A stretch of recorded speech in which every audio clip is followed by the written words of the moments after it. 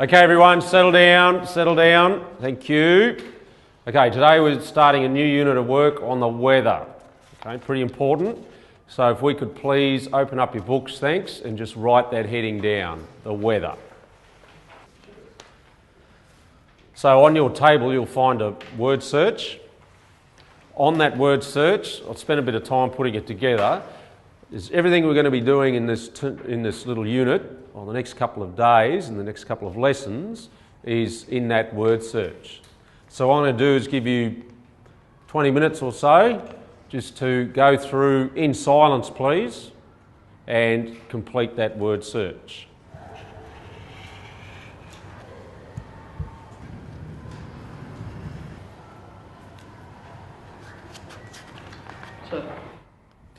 Yes, Tom, what is it? What's Aurora Borealis? Aurora Borealis. Okay, pens down everybody. Aurora Borealis. Does anyone know? Mary, what do you think? Sorry, sir, I don't know. Fair enough. Anyone else? Bill, what do you reckon? I don't know, sir. Well, it's obvious we're coming from a pretty low base then, isn't it? Okay, the Aurora Borealis, for those of you who don't know, Mary, Bill, Tom, it's the term used to refer to the northern lights found in the northern hemisphere, okay? So if you could all remember that, please. Aurora Borealis, northern lights. Okay, off you go.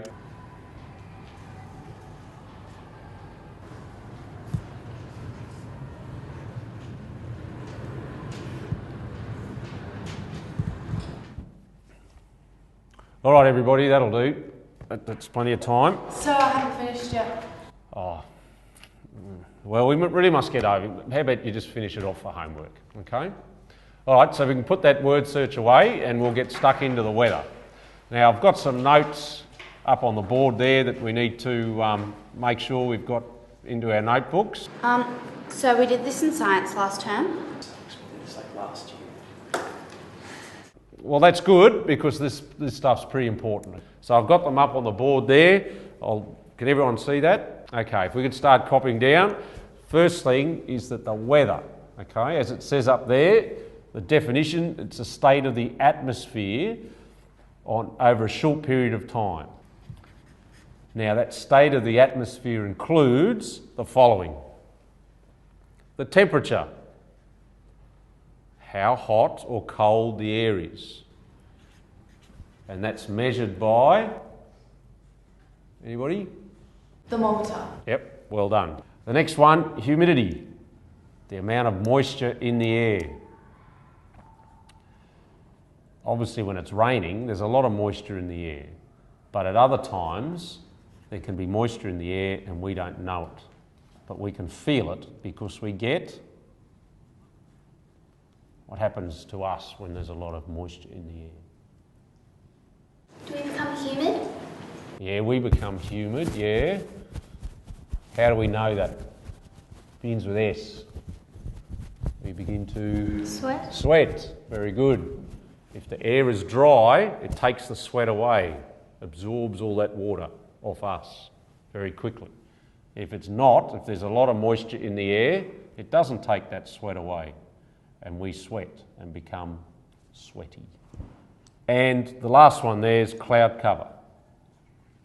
So a day like today, there's cloud cover pretty universally across the sky.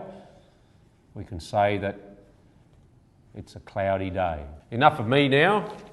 What I'd like to throw it over to you. On the bottom there, there's a question. List 5 ways in which the weather affects our everyday lives.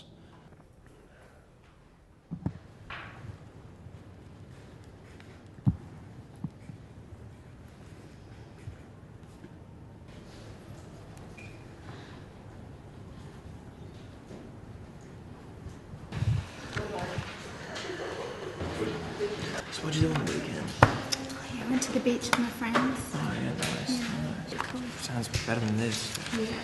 Okay. And I'll need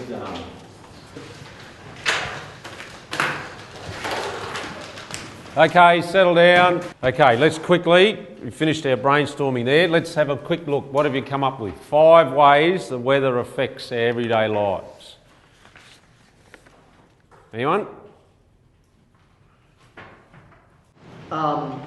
If it's hot, it makes me thirsty. Yeah, good. When it rains, you have to stay inside. Okay, good. What you do in the day? Personal hygiene companies. Personal. What do you mean by that? Well, like deodorant for when it gets really humid or hot and sweaty. It's like a whole industry just based on the weather. Well, that wasn't too bad, I suppose. So I've got a couple that I'll put up on the board. Okay, so if you could copy these down and perhaps add them to your 5.